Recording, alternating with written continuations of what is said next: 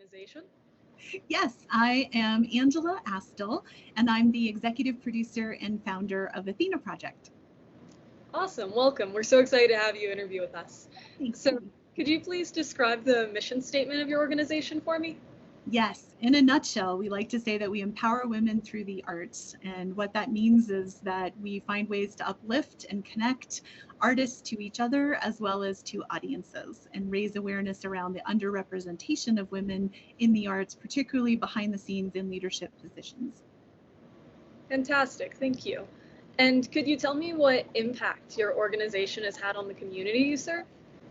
Yeah, I think what's been great about we've been in existence since 2012, and so coming up on 10 years next year. And I think what's been great is that when people collaborate with us, they know it's because we're representing women and that we stand for women, and that reputation has come over the years so much that even we've been able to have some collaborations where people are reaching out to us and want to work with us because they know that that's what we're bringing to the forefront, especially during the time of so much more awareness than there used to be on social justice issues and racial justice issues.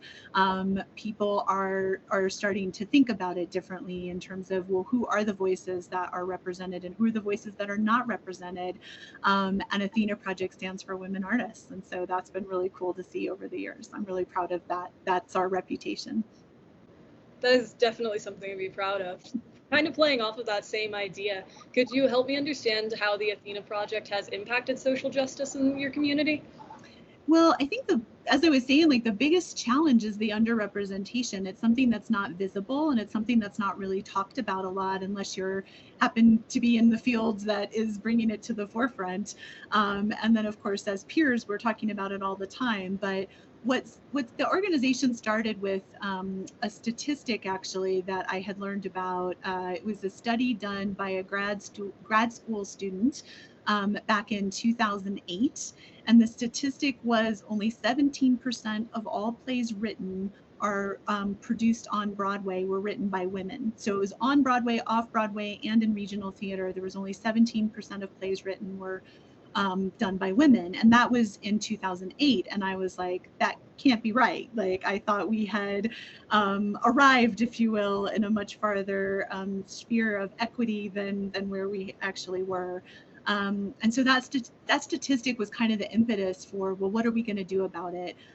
Since that time, there have been many different studies, all kind of examining different aspects of leadership positions, how women can get to, they're running the company from an admin sense, but then they're not actually leading the company in a managerial sense, and they can't quite get to those positions unless an artistic director dies off or retires.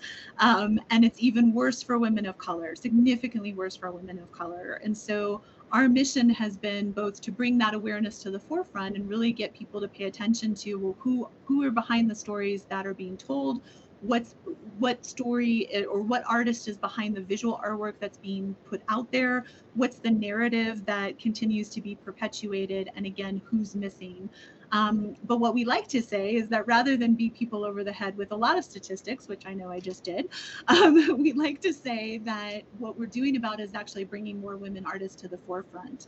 So we put on events in collaboration with artists and in collaboration with other organizations that offer women an opportunity to get paid for their work and to be able to both have that additional opportunity for their voices to be heard, but also the connection to other artists that are also going through the same thing.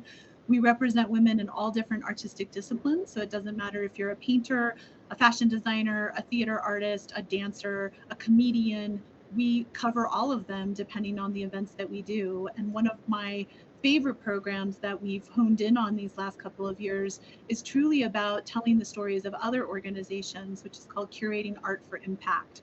So we partner with other nonprofits primarily, sometimes for profits, and we look at what their mission is and what message are they trying to uplift, and then we support that with an artist that could speak to that particular that mission.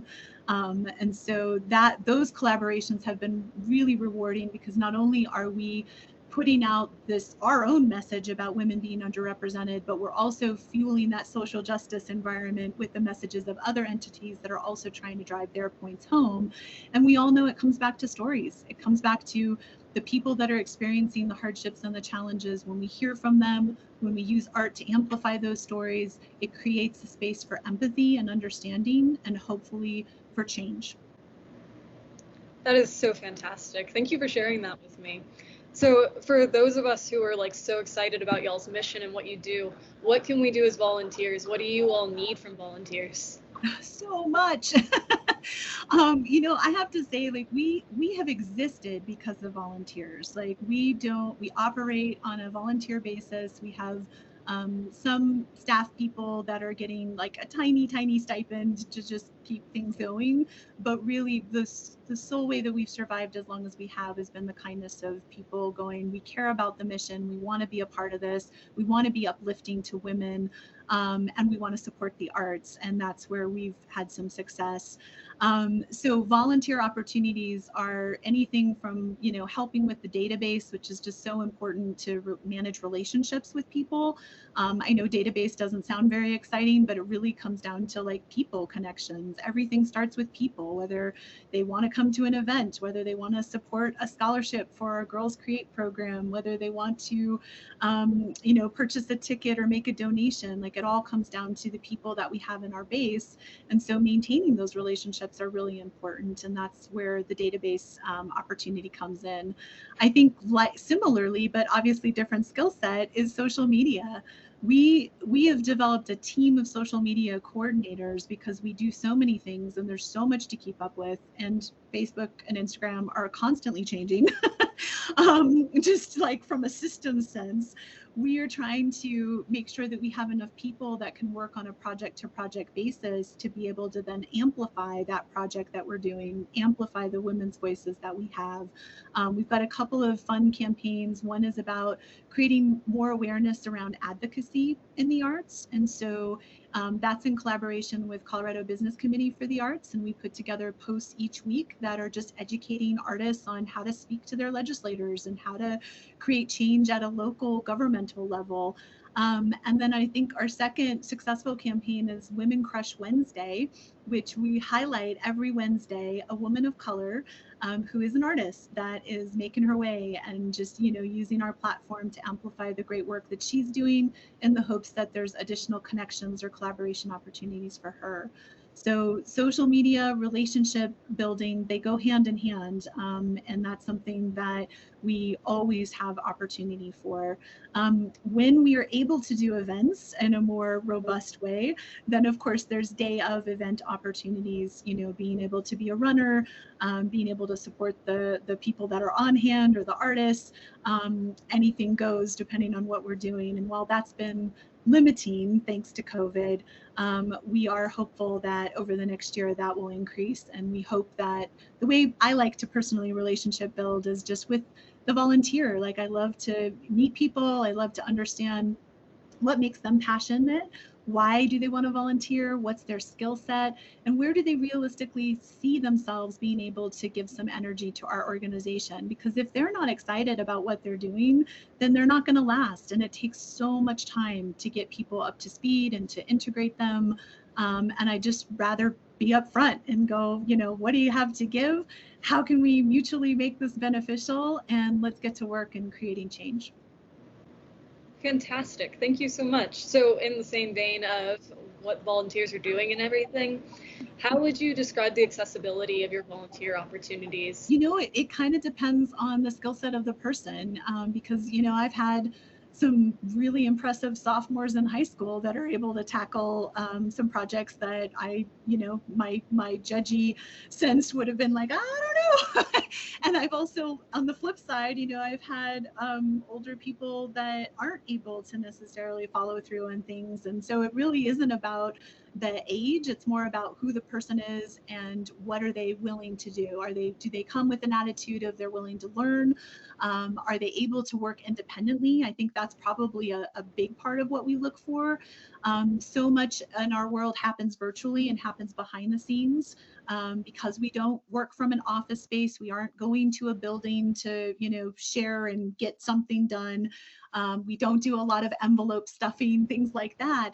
We rely a lot on technology, and that means then we rely on the skill sets of the people that are coming in and really the commitment. Are they, if they say they're going to do 2 hours a week, then I need them to do those 2 hours and be proactive. If I'm not getting them what they need fast enough, like, let's have a conversation around that so that we can keep the relationship going over the long run. Because as I mentioned, it takes a lot to bring on new people and just get them acclimated to the systems because of technology. We do have training provided. We have, a checklist. Every volunteer gets a welcome email and an Athena Project email address so that they can easily access our systems, and so that we have a straightforward way to communicate that keeps it all in our wheelhouse. But it's also one of those that it can be intimidating if people aren't comfortable with those skills themselves. So I'm up for people that are committed. I'm willing to invest the time, but I need to know that they're going to be around for the long haul for us too. For sure. Sounds great. I really appreciate that.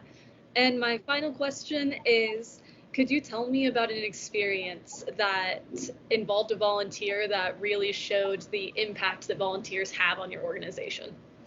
Oh yeah, there are many actually. As I mentioned, we just would not exist without volunteers, and that's everything from our board level. I think of them as volunteers because they're equally giving of their time and their skill set to the organization on a daily basis, as well as people doing like the database management. So key moments that I'm remembering are just, people coming in and kind of re-updating things that I know they're not really efficient, but we haven't had time to sit down and tackle organizing Google Drive and making sure that everything's got a system to it, and really putting the thought process into that.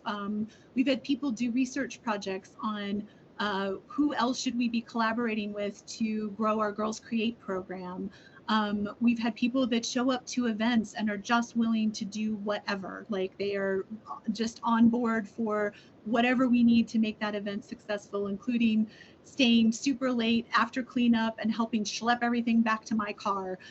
I mean, the list is immense because it really does take people just kind of willing to dive in and get a little dirty and a little flexible. Yeah, very, very grateful to volunteers for sure. That's awesome. I really appreciate you taking the time to tell me so much about Athena Project. I feel like I've learned so much about you guys and your mission and all of the wonderful things you've done. Is there anything else you would like to add? Thanks, Gabby. I appreciate Spark the Change. I feel like you all have made it easy for us to continue to get a flow of volunteers, and we are ready for more. So I'm really excited about this opportunity, and I look forward to meeting whomever you think of that you're interested in sending our way. I mentioned that we also are looking for board members as well. Like I consider them volunteers just as much as everybody else, and it's a time of growth in our organization as we approach that 10-year anniversary. And so it's just a really great opportunity to influence voices of women and empowering women artists in particular. So thank you again for the opportunity.